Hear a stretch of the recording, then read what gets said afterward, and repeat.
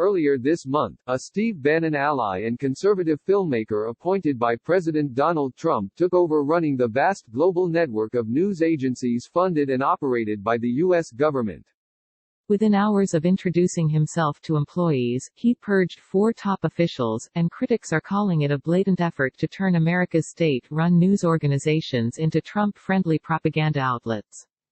But Steve Bannon, who was deeply involved with getting Trump to nominate his ally Michael Pack, sees the ousters as a reckoning for an agency that he believes has been too soft on covering China. "We are going hard on the charge," Bannon, Trump's former chief strategist and executive chairman of Breitbart, told me. "Pack's over there to clean house." Michael Pack was confirmed this month as the new CEO of the U.S. Agency for Global Media, a government department that oversees 5 media organizations: Voice of America, Middle East Broadcasting, Radio Free Asia, Radio Free Europe, Radio Liberty, and the Open Technology Fund, and is collectively one of the largest media networks in the world.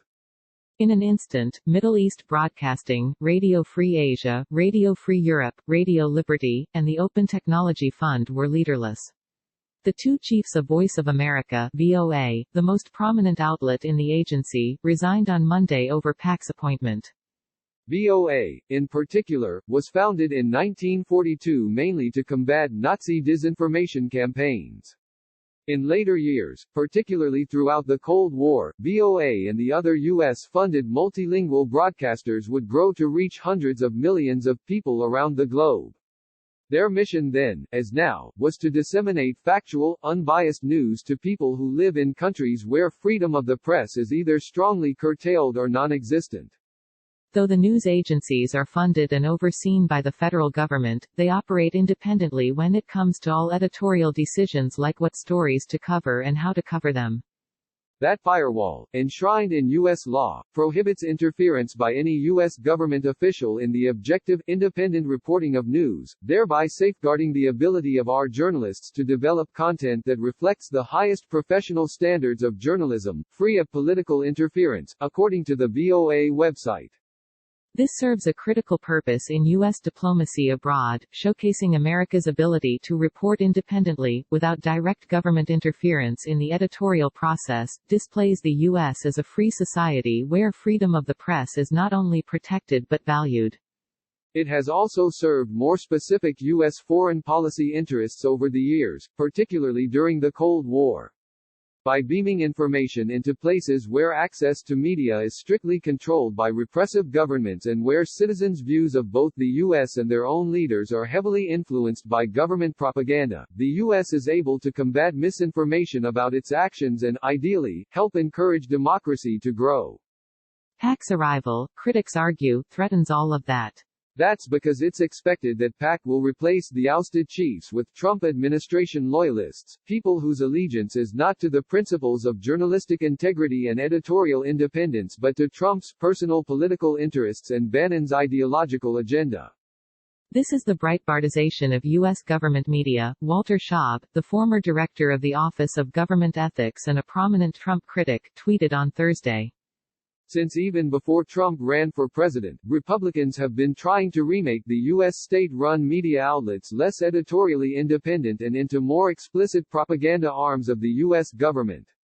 As the New Republic notes, in 2014, Representative Ed Royce, the chairman of the House Foreign Affairs Committee, introduced legislation that would turn the agency into an explicit instrument of American public diplomacy, with a mandate to promote U.S. foreign policy.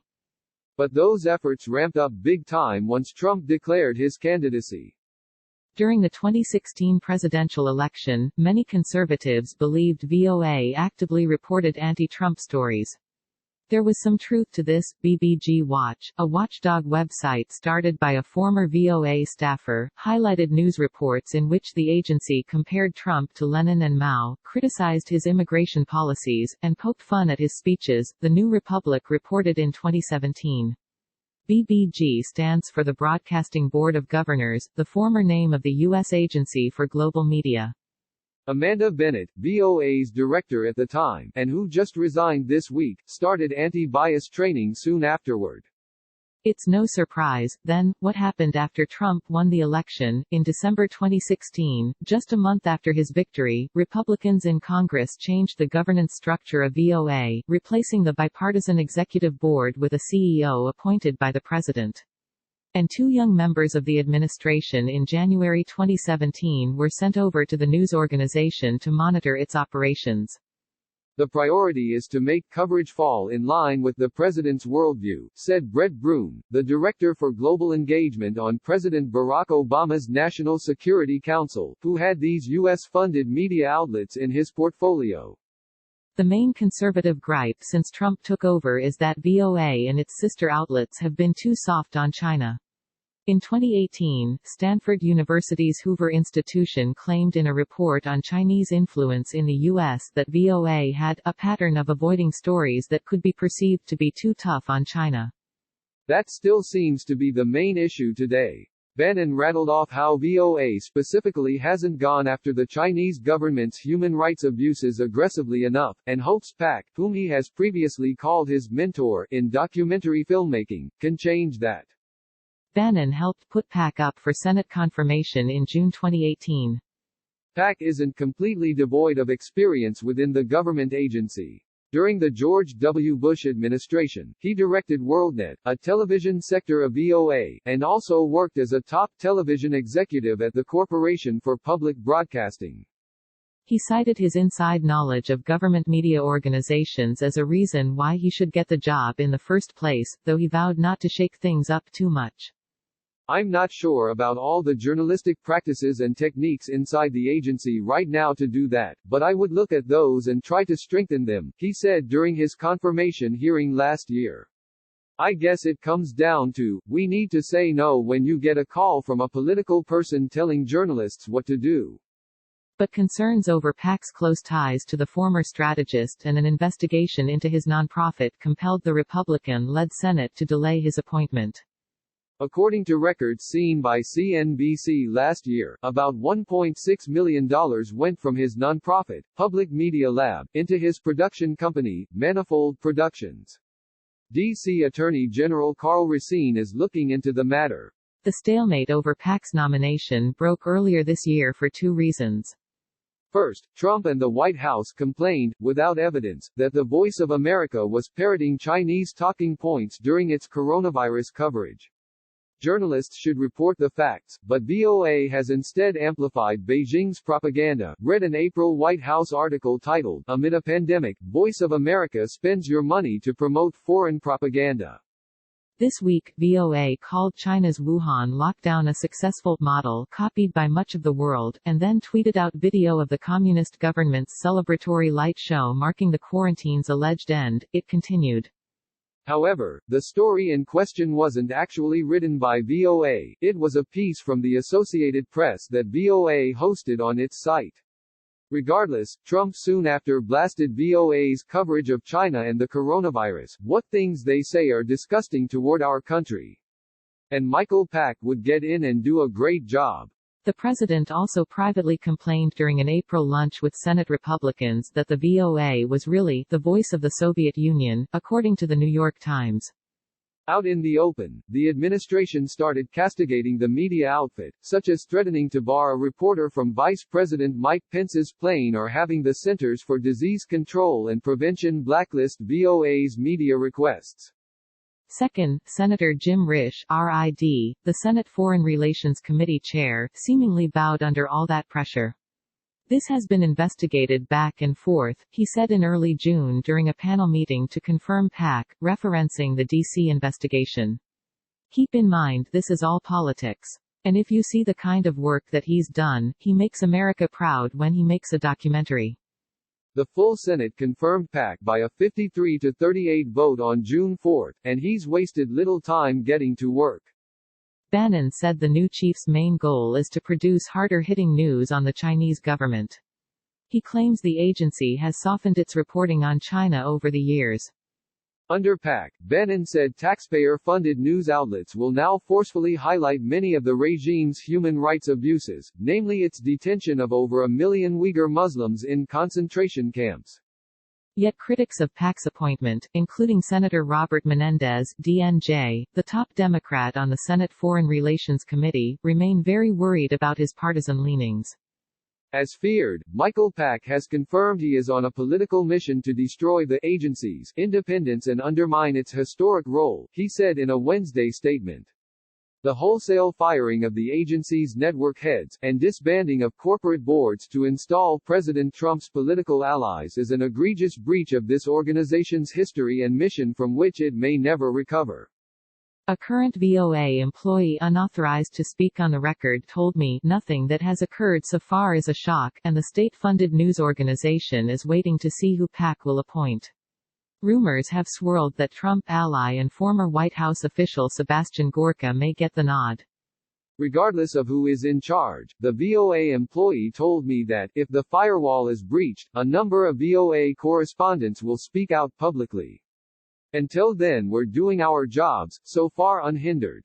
But it does appear the firewall, at VOA and other agency-based media organizations, may soon come crashing down. If that's the case, the risk won't just be that millions of people around the world lose a vital, trusted source of information. It'll be that those same people see the U.S. as simply another country spewing skewed stories for the benefit of an ideologue in power. PAC has taken a rocket-propelled grenade and started shooting it off at various parts of the organizational chart, said Brune, and he's turning into something much more similar to the North Korean Ministry of Information. Any perceived campaign to disseminate Trump's worldview will stink up the place, he continued, and that stench is going to spread to anything that carries the label of a U.S. international media agency. PAC's play, then, could backfire and harm U.S. foreign policy in the process. Former VOA director Jeffrey Cowan gave a 2015 speech in which he said the outlet and others like it are a vital part of what is now known as public diplomacy or soft power, our non-military arsenal of democracy. Part of the goal is to tell America's story, in an accurate and balanced way, that will help people understand us better and hopefully learn from our experiences, institutions and values, he continued. In the process, we hope that listeners will also gain a greater understanding and respect for our people, our country, and our way of life, and that listeners will learn that the press has the right and the responsibility to criticize its own government when the facts warrant it. Brune, however, noted that U.S.-funded media organizations need substantial reform, especially since they haven't changed much since World War II and the Cold War. But the outlets have at least maintained a decent amount of independence over a better part of a century to develop an audience and credible independent voice so people would listen to the information that the U.S. wanted to share. Without that independence, or even the appearance of it, that powerful tool ceases being helpful to U.S. foreign policy efforts.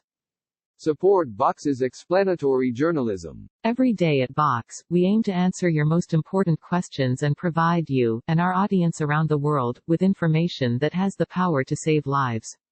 Our mission has never been more vital than it is in this moment, to empower you through understanding.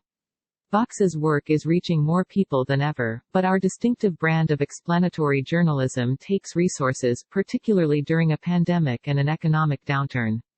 Your financial contribution will not constitute a donation, but it will enable our staff to continue to offer free articles, videos, and podcasts at the quality and volume that this moment requires. Please consider making a contribution to Vox today.